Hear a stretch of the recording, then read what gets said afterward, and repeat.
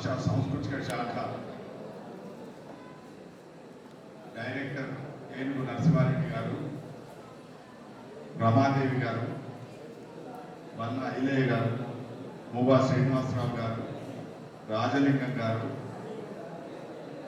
యాకూబ్ గారు, రమేష్ గారు, రఘు గారు, సభలో ఉన్న పెద్దలు చాలామంది ఉన్నారు. వాళ్ళందరికీ పేరు పేరున సభలో ఉన్న విద్యార్థులకు, తెలంగాణ సాహితీ మిత్రులకు అందరికీ పేరు పేరున హృదయపూర్వకమైన నమస్కారం. ఇది తెలంగాణ సాహితీ దశమ వార్షికోత్సవం, దశాబ్ది సాహిత్యోత్సవాలు ఘనంగా జరపడానికి, అది ముఖ్యంగా యువతరాన్ని ఇటువైపు ఆకర్షించడానికి ఏవి కళాశాలలో అద్భుతమైనటువంటి ఒక ప్రణాళికతో, ఒక ఆశయంతో ఈ సభలు జరుగుతున్నాయి. ముందుగా తెలంగాణ సాహితీ దశాబ్ది ఉత్సవాల సందర్భంగా నేను హృదయపూర్వకంగా ఈ సంస్థను, సంస్థ అభిమానుల్ని అభినందిస్తున్నాను. ఒక సంస్థ ఏర్పడడం ఒక కష్టమైతే, ఏర్పడిన తర్వాత ఒక 10 సంవత్సరాలు నిలదొక్కుకోవడం మరింత కష్టం. ఇప్పుడున్న సందర్భంలో సాహిత్య సంస్థ నిలదొక్కుకోవడం, ఉన్న అననుకూల పరిస్థితులతో నిరంతరం పోరాడడం, అది మామూలు విషయం కాదు. సాహిత్య సంస్థలు ఏర్పాటు చేయడం దగ్గర నుంచి అవి ఎందుకోసం పనిచేస్తాయో మనందరికీ తెలిసిందే. చాలా సందర్భాల్లో సాహిత్య సంస్థలు సన్మానాలు చేయడం, పుస్తకావిష్కరణలు చేయడం, కవి సమ్మేళనాలు జరపడం వరకే పరిమితమయ్యేటటువంటి రోజుల్లో ఒక సామాజిక ఉద్దేశంతో పనిచేస్తూ 10 సంవత్సరాలుగా బతికి ఉండడం, జీవించి ఉండడం అనేటువంటిది గొప్ప విషయం. ఆ కార్యక్రమాన్ని వీళ్ళు దిగ్విజయంగా చేస్తున్నారు కనుక తెలంగాణ సాహిత్యాన్ని, తెలంగాణ సాహిత్య సంస్థను హృదయపూర్వకంగా అభినందించాలి. బయట ఫోటో ఎగ్జిబిషన్ చూసినప్పుడు మనకు ఒక విషయం బోధపడుతుంది. తెలంగాణ సాహితీ తనకంటే ముందు తరానికి సంబంధించినటువంటి మాటలు, సామాజిక పురోగతిలో కొంచెం పాత్ర అయినా పోషించినటువంటి వాళ్ళందరినీ అక్కడ వాళ్ళ ఛాయాచిత్రాలతో ఒక ఫోటో ఎగ్జిబిషన్ ఏర్పాటు చేశారు. తెలంగాణ సాహితీకి వాళ్ళందరి పట్ల గౌరవభావం ఉన్నది అని చెప్పి నిరూపించడానికి ఆ ప్రయత్నం చేశారు. అట్లాగే కొత్త తరానికి వాళ్ళని పరిచయం చేయాలనేటువంటి ఉద్దేశంతో పరిచయం చేశారు. ఈ కొత్త తరానికి సాహిత్యాన్ని ఎందుకు పరిచయం చేయాలి? సాహిత్యాన్ని పరిచయం చేయడం ద్వారా కొత్త తరానికి ఏం జరుగుతుంది? ఇవాళ చాలా మంది కొత్త తరానికి సంబంధించినటువంటి రచయితలు కావచ్చు, లేదా సాహిత్యంతో సంబంధం లేని యువతి యువకులు కావచ్చు, మాకేమొస్తుంది దీనివల్ల అనుకునేటటువంటి ఒక వాతావరణం మన చుట్టూ చూస్తున్నాం. ఏమొస్తుంది సాహిత్యం చదువుకుంటుంటే అని మనం ప్రశ్నించుకుంటే, సాహిత్యం చదివితే మీకు లోకం తెలుస్తుంది, సాహిత్యం చదివితే మీకు చరిత్ర తెలుస్తుంది, సాహిత్యం చదివితే మీకు మంచి భాష వస్తుంది. నిన్న మొన్న సోషల్ మీడియాలో ఒక చర్చ జరుగుతున్నది. ఒక పాట రాశాడు ఎవరో, ఒక సినిమా కవి లేదా సినిమా గాయకుడు ఒక పాట రాశాడు లేదా పాడాడు. ఆ పాడిన పాట మీద స్త్రీలుగా చాలా మంది తిరగబడి వీడియో చేస్తున్నటువంటి ఒక దుస్థితి చూస్తూ ఉన్నాం. సినిమా పాటలు అంటే ఒకనాడు మనకేదో బోధించేదిగా ఉంది, జీవితాన్ని చెప్పేదిగా ఉంది, మీ సమస్యను ఎంతో కొంత వివరించేదిగా, పరిష్కరించేదిగా ఉంది.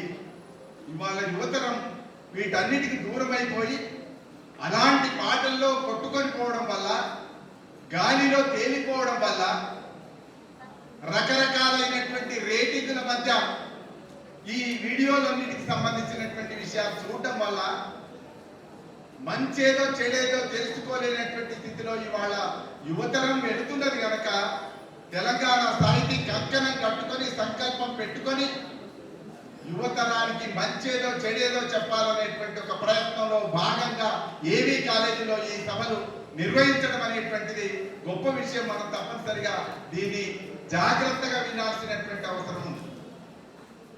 కొత్త తరం సాహిత్యం దగ్గరికి రాకపోతే సాహిత్యమే మీ దగ్గరికి వస్తుంది అనేటువంటి దాంట్లో ఇక్కడికి రావడం జరిగింది. మీ దగ్గరికే సాహిత్యం వస్తుంది, మీ దగ్గరికే సాహిత్య సంస్థలు వస్తాయి. కానీ అయినా ఇవాళ పరిస్థితి ఎక్కడ దానికి వచ్చింది అంటే వినడానికి ఇష్టం లేనటువంటి స్థితి మనకు కనబడుతుంది. కానీ ఎన్నడో చెప్పాడు సుమతి శతకారుడు, వినదకు ఎవరు చెప్పినా అన్నాడు. తప్పనిసరిగా విన్నప్పుడు మాత్రమే మీకు మంచి ఏదో చెడేదో తెలుస్తుంది. చదువు అంటే సర్టిఫికెట్లు కాదు. పోతన ఎప్పుడో చెప్పాడు, చదివిన సత్ అసత్ వివేక చతురత కలుగును అన్నాడు. మంచేదో తెలుసుకోకపోతే చెడేదో తెలుపకపోతే అది చదువే కాదు అనేటువంటిది స్పష్టంగా చెప్పాడు. ఇప్పుడు కాదు, పోతన కాలం నాటి. కాబట్టి మనం సాహిత్యం చదువుకోవడం ద్వారా, విద్య చదువుకోవడం ద్వారా డిగ్రీలు వస్తాయి కావచ్చు, కానీ డిగ్రీలతో పాటుగా మనకు సరైనటువంటి వివేచన కూడా ఉండవలసినటువంటి అవసరం ఉంది. ఆ వివేచన తెలపడం కోసమే ఇవాళ తెలంగాణ సాహితీ ఈ సభలన్నీ నిర్వహిస్తున్నది. 10 సంవత్సరాలుగా చాలా కార్యక్రమాలు చేశారు.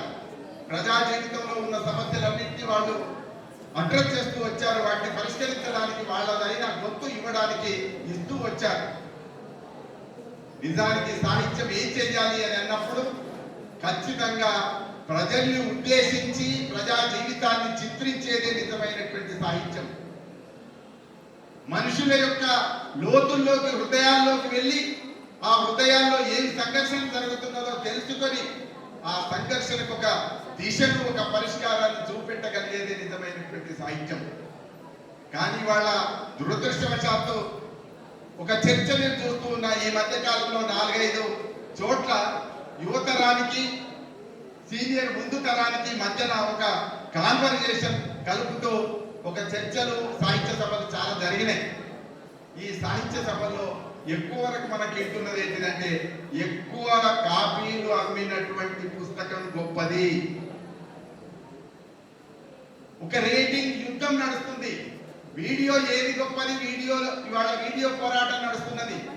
వీధి పోరాటం కంటే వీడియో పోరాటం చాలా భయంకరంగా ఉంది. వీధి పోరాటం చాలా నయం. ఎవడు దొంగో ఎవడు రౌడో మనకు తెలిసిపోతుంది. కానీ వీడియో పోరాటంలో ఎవడు దొంగో ఎవడు మంచోడో తెలియనటువంటి పరిస్థితి ఉంది. దాంట్లో కొట్టుకుపోయే పరిస్థితి ఉంది. ఈ వీడియో ఏది గొప్ప వీడియో అంటే ఎక్కువ మంది వ్యూవర్స్ ఉన్నటువంటిది గొప్ప వీడియో అవుతుంది. మిత్రులారా, మరి తెలుసుకోండి, ఎక్కువ మంది వ్యూవర్స్ ఉన్నది గొప్పది కాదు. ఎక్కువ మంది జీవితాన్ని స్పర్శించేది, వాళ్ళకు మంచి చెప్పేది మాత్రమే గొప్ప వీడియో అయితే తప్ప వ్యూవర్స్ ఎక్కువ ఉంటే గొప్పది కాదు. ఇవాళ వ్యూవర్స్ ఎక్కువ ఉంటే గొప్పదని తీసుకొస్తే ఎక్కువ తిట్లు, ఎవడెక్కువ తింటాడో వాడు గొప్ప నాయకుడు అయిపోతుంటున్నాడు. ఎక్కువ తిట్లు సోషల్ మీడియాలో ఎవడు చేస్తాడో వాడి గొప్ప వీడియో అయ్యేటటువంటి పరిస్థితి ఏర్పడ్డది. కనుక అనివార్యంగా ఇవాళ రాజకీయ నాయకులు బూతులు నేర్చుకొని మరి మాట్లాడేటటువంటి, పోటీ పడేటటువంటి ఒక వాతావరణం ఏర్పడ్డది. అది రాజకీయ ప్రపంచం అట్లా ఉంటే సాహిత్య ప్రపంచం ఎట్లా ఉన్నది అని చూసినప్పుడు ఈ మధ్య చాలా చర్చల్లో ఎక్కువ కాపీలు అమ్మినటువంటి పుస్తకం మాత్రమే గొప్పది, ఫలానా నేను రాసిన పుస్తకం 1,50,000 ప్రతులు అమ్మింది అని చెప్పుకుంటున్నారు. వెనకట మహాభారతం కావచ్చు, భాగవతం కావచ్చు, అక్కడి నుంచి ఇంకా అనేక రకాలైనటువంటి కావ్యాలు వచ్చినాయి. ఎక్కువ మంది బాగుపడితే మంచి కావ్యమైంది తప్ప ఎక్కువ మంది చదివితే లేకపోతే కొంటే మంచి గొప్ప కావ్యమయ్యేటటువంటి పరిస్థితి ఉండదు అనేది కూడా ఇవాళ చెప్పాల్సినటువంటి అవసరం ఈ తెలంగాణ సాహిత్యంలో.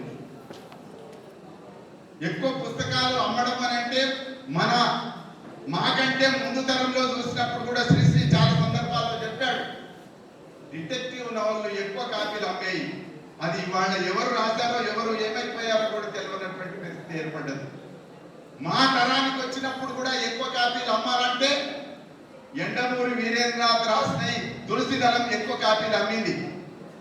అవి వాళ్ళు ఉన్నాయా? బ్లాక్ మ్యాజిక్ మీద పుస్తకం రాస్తే ఎక్కువ మంది చదివారు, ఎక్కువ మంది కొన్నారు. బ్లాక్ మ్యాజిక్ చేయడం ద్వారా లేదా అలాంటి నవలు రాయడం ద్వారా నాకు తెలిసినంత వరకు విజయవాడకు సంబంధించినటువంటి ఒక జ్యోతి అనేటువంటి ఒక అమ్మాయి ఆత్మహత్య చేసుకోవాల్సినటువంటి దుస్థితి ఆ రచయిత సృష్టించాడు. ఆ రచయిత వ్యక్తిత్వం ఉందా అనేటువంటిది మనం ఇవాళ మాట్లాడాలి తప్పనిసరిగా. నాకే వేరేంద్ర మీద వ్యక్తిగత కోపం లేదు, కానీ ఎక్కువ కాపీలు అమ్మడం కోసమే రాసేటటువంటి రచయిత కానే కాదు. ఆయన ఆ సాహిత్యం కాదు, సాహిత్యం పుట్టినప్పటి నుంచి కూడా విశ్వశ్రేయ కావ్యం అని చెప్పుకుంటూ వచ్చారు. అది లోకానికి మేలు చేయాలి, లోకానికి క్షేమం చేయాలి, అది మాత్రమే గొప్ప సాహిత్యం అవుతుంది. అట్లా చూసినప్పుడు ఎక్కువ కాపీలు అమ్మడం అనేటువంటిది ఒక పుస్తకానికి ఎంత మాత్రం క్రైటీరియా కాదు. దాని యొక్క లక్ష్యం అది కాకూడదు. ఎక్కువ మందిని బాగు చేయాలి, ఎక్కువ మంది జీవితాల్లో ఉండేటటువంటి విషాదాన్ని అడ్రస్ చేయాలి, దాన్ని కరిగించాలి, దాన్ని నడిపించాలి, దాన్ని తెలియజెప్పాలి అనేటువంటిది ఇవాళ కొత్త తరానికి చెప్పవలసినటువంటి అవసరం ఉంది. సాహిత్యం ఒక రెండు మాటలు చెప్పి నేను ముగిస్తాను. సాహిత్యం ఇవాళ ఎందుకు అనంటే మనలో నిద్రపోతున్నటువంటి మన అంతఃకరణల్ని మేల్కొల్పాలి సాహిత్యం. ఉదాహరణకి మనిషి అన్న ప్రతి వాళ్ళలో కూడా కరుణ ఉంటుంది ఎంతో కొంత. ఇవాళ ఆ కరుణ నిద్రపోతున్నది, లేదా ఆ కరుణ చాలా వీడియోల కింద కప్పి పెట్టబడి ఉన్నది. ఆ కరుణను మేల్కొల్పాల్సినటువంటి అవసరం ఇవాళ ఉంది. లేకపోతే ఒక చెల్లెలు అన్న చంపడం ఏంటి, లేకపోతే ఒక తల్లిని కొడుకు చంపడం ఏంటిది, తండ్రిని కొడుకు చంపడం ఏంటిది, కొడుకు తండ్రిని చంపడం ఏంటిది, లేదా తండ్రి కొడుకుని చంపడం ఏంటి. ఈ రెండు రకాలైనటువంటి పద్ధతులలో ఇవాళ హత్య సునాయాసంగా జరిగేటటువంటి ఒక వాతావరణం ఏర్పడ్డది. ఎంత విషాదం అంటే ఇవాళ భయంకరమైనటువంటి సంక్షోభంలో చిక్కుకొని జీవితం రకరకాలుగా విలవిల్లాడుతున్నటువంటి పరిస్థితి ఉంది. దీన్ని ఎవరు అడ్రస్ చేయాలి, ఎవరు చిత్రించాలి, ఎవరు పరిష్కరించాలి? సాహిత్యమే ఈ బాధ్యత మొయ్యాల్సినటువంటి అవసరం ఉన్నది. ఇవాళ కాదు, ఎప్పుడో చెప్పాడు, నత్వహం కామయే రాజ్యం నా స్వర్గం నా పునర్భవం కామయే దుఃఖ తప్తానాం ప్రాణినాం ఆర్తినాశనం అని చెప్పి ఇవాళ కాదు చాలా రోజుల కింద భాగవతంలో రంతిదేవుడు చెప్పినటువంటి మాట మనకు ఇవాళ చాలా ఉపయోగకరమైనటువంటి స్థితిలో ఉన్నది. నేను రంతిదేవుడి ద్వారా అనిపించాడు, పోతన పద్యం కూడా ఉంటుంది. రంతిదేవుడు ఏమంటాడంటే, నాకు రాజ్యం అక్కర్లేదు, నేను రాజ్యాన్ని కోరను, అట్లనే నేను స్వర్గాన్ని కోరను, నేను మోక్షాన్ని పునర్జన్మను కూడా కోరను. ఏం కోరుతావంటే దుఃఖ తప్తానాం, ఎవరైతే దుఃఖితులైతున్నారో, దుఃఖంలో కొట్టుకొని చస్తూ ఉన్నారో ఆ ప్రాణుల యొక్క శోకాన్ని అంతరింపజేసేటటువంటిది మాత్రమే, ఆ పని మాత్రమే గొప్ప కార్యం, అది మహత్కార్యం. దానికోసం మనం నిలబడాలి, మన సాహిత్యం నిలబడాలి అని చెప్పి చెప్పాడు. కాబట్టి ఆపద వచ్చిన వాళ్ళ ఆపదలు తీర్చడం కంటే గొప్ప మేలు ఇంకెక్కడైనా ఉన్నదా అని పోతను కూడా ప్రశ్నించాడు. ఈ మాటలు ఎందుకు చెప్తున్నానంటే ఇవాళ మన కోసమో లేకపోతే కేవలం మన ఆనందం ఎక్కడెక్కడో ఉండేటటువంటి ఆనందం కోసమో కాదు. ఆ ఆనందాన్ని మించినటువంటి ఒక ప్రయోజనం సాహిత్యానికి ఉంది. ఆ సాహిత్యం ద్వారా లోకాన్ని మేల్కొల్పవలసి ఉన్నది. మనిషిలో నిద్రపోతున్నటువంటి కరుణను, ప్రేమను కూడా ఇవాళ మేల్కొల్పాల్సినటువంటి అవసరం ఉన్నది. ఇవాళ సాహిత్యం చేసేటటువంటి పని ఏదైనా ఉన్నది అని అంటే అది తప్పకుండా మనుషుల్లో దయను స్థాపించాలి. యుద్ధాలు జరుగుతున్నాయి, మనుషులు చంపుకుంటున్నారు. ఎక్కడ ఏ రకమైనటువంటి కించిత్తు దయ కూడా లేనటువంటి ఒక వాతావరణం నుంచి తిరిగి మనిషిలో మళ్ళీ మనిషిని స్థాపించడం అనేటువంటిదే ఇవాళ ముఖ్యం. దానికి మొదట దయ కావాలి, రెండోది ప్రేమ కావాలి, మూడోది తప్పనిసరిగా ఎంతో కొంత కోపం కూడా కావాలి. నేను కోపిష్టిని అనేటువంటి మాట తెలుసున్నా నేను కోపం అనే మాట వాడుతున్నాను. ఎందుకంటే దయా ప్రేమ రెండు మాత్రమే సమాజాన్ని ముందుకు నడిపించే కొంచెం కోపం కూడా కావాలి. చెడ్డ మీద కోపించకపోతే నువ్వు ఎట్లా రచయితమవుతావు? చెడు మీద నీ కోపం రావాలి కదా. చెడును ప్రేమించి మంచిని ప్రేమిస్తే నువ్వు ఎట్లా రచయితమవుతావు? మంచిని ప్రేమించు, చెడుని ద్వేషించు లేదా చెడును తిరస్కరించు. కానీ ఇవాళ మన చుట్టూ ద్వేషం ప్రబలుతూ ఉన్నటువంటి ఒక వాతావరణంలో ఉన్నాం. తినే పన్ను మీద, పన్నులు అమ్ముకునేటటువంటి వ్యక్తి మీద విరుచుకుపడేటటువంటి ఒక వ్యవస్థ ఉంది. ద్వేషం పురుకొల్పుతున్నారు. ఈ బంధు తింటే చచ్చిపోతాం, ఈ బంధు తింటే ఇంకేదవుతుందని అతని యొక్క ఆర్థిక స్థితిని బట్టి అంటున్నారు. దానికంటే పెద్ద కలుషితమైనటువంటి వ్యవస్థ ఇంకా చాలా పెద్దవి ఉన్నాయి. అవి స్టార్ హోటళ్లలో జరుగుతున్నాయి, అవి ఇంకా వేరే చోట్లలో జరుగుతున్నాయి. తినుబండారానికి సంబంధించి అల్కమీర అట్లాగే ఉన్నది. ఇవన్నీ ఇట్లా ఉన్నప్పుడు ఇవాళ గంజాయి పెద్ద ఎత్తున, మత్తు మాదక ద్రవ్యాలు పెద్ద ఎత్తున మనుషులకు క్రమక్రమంగా వచ్చి పల్లెల్ని ఆక్రమించాయి, కాలేజీని కూడా ఆక్రమిస్తున్నటువంటి వాతావరణం ఉన్నది. వాళ్ళ కళాశాలల్లో అమ్ముతున్నారు. మాదక ద్రవ్యాలకు ఈ యువతరం, కొత్త తరం లోనైతే ఇంక కొత్త తరమే అనేక బాధ్యతలు మోయాల్సినటువంటి తరం పక్కకు వెళితే మరి ఏం జరుగుతుంది? ఈ విషాదాన్ని ఎవరు పరిష్కరించాలి? ఈ విషాదాన్ని మానవ సమాజం మోయగలుగుతుందా అనేటువంటి ఒక బాధతోని, ఒక ఆవేదనతో తెలంగాణ సాహితీ ఇట్లాంటి సభలు పెడుతున్నది. కనుక ఈ సభల్లో మనం తెలుసుకోవాల్సింది ఏంటంటే మన కర్తవ్యం. ఒకనాడు మేము చదువుకునేటప్పుడు యువతరం శిరమెత్తితే, నవతరం గలమెత్తితే లోకమే మారిపోదా అని చదివి ఇంత దూరం ప్రయాణం చేసుకుంటూ జీవితం అంతా కొట్లాడుకుంటూ ఇక్కడ దాకా వచ్చాం. ఇవాళ యువతరం శిరమెత్తే పరిస్థితులలో లేదు, ఇవాళ నవతరం గలమెత్తే పరిస్థితులలో లేదు. కనీసం శిరమెత్తిన వాళ్ళ వైపు చూసే ఓపిక కూడా లేదు, గలమెత్తిన వాళ్ళ పాటను వినే ఓపిక కూడా లేదు. కనుక ఇవాళ సాహిత్యం యొక్క తెలంగాణ సాహిత్యకి మరింత బాధ్యత ఉన్నది. శిరమెత్తని వాళ్ళు లేదా శిరమెత్తిన వాళ్ళ వైపు చూపించేటటువంటి పని వేరు పెట్టి చూపించాల్సిన అవసరం ఇవాళ తెలంగాణ సాహిత్యం. గలమెత్తి పాడుతుంటే ఆ గలంలోంచి వచ్చేటటువంటి పాటను వినిపించాల్సినటువంటి అవసరం ఉంది. అట్లా అనేక ఉద్యమాలు చేస్తూ ఇవాళ తెలంగాణ సాహిత్యం 10 సంవత్సరాలు పూర్తి చేసుకొని ఇక్కడికి వచ్చింది. కనుక ఈ తెలంగాణ సాహిత్యాన్ని హృదయపూర్వకంగా నేను అభినందిస్తూ, ఇవాళ యువతరం తప్పనిసరిగా సాహిత్యం ద్వారా మీరు జీవితం తెలుసుకుంటేనే మీ జీవితాలు బాగుపడతాయి. లేకపోతే మీరు అనేక రకాల ఇబ్బందులకు లోనవుతారు. మంచేదో చెడేదో ఇవాళ తల్లిదండ్రులు చెప్పే పరిస్థితి లేదు. అనేక కారణాల వల్ల పాఠశాలలో, విద్యా సంస్థల్లో కూడా చెప్పే పరిస్థితి లేదు. ఎవరు చెప్తారంటే తెలంగాణ సాహిత్య లాంటి సంస్థలు మాత్రమే సామాజిక బాధ్యతలు భుజాల మీద మోస్తున్నాయి కనుక వాళ్ళు చెప్తారు. రచయితలు చెప్తారు, రచయితలు నిష్కామ కర్మలు కనుక వీళ్ళు చెప్తారు. మీరు ఆ సాహిత్యం చదువుకోండి, గొప్ప గొప్ప పుస్తకాలు, మీ నిత్యం ఎదురయ్యేటటువంటి అనేక సమస్యలకు సంబంధించినటువంటి పుస్తకాలు లోకంలో ఉన్నాయి.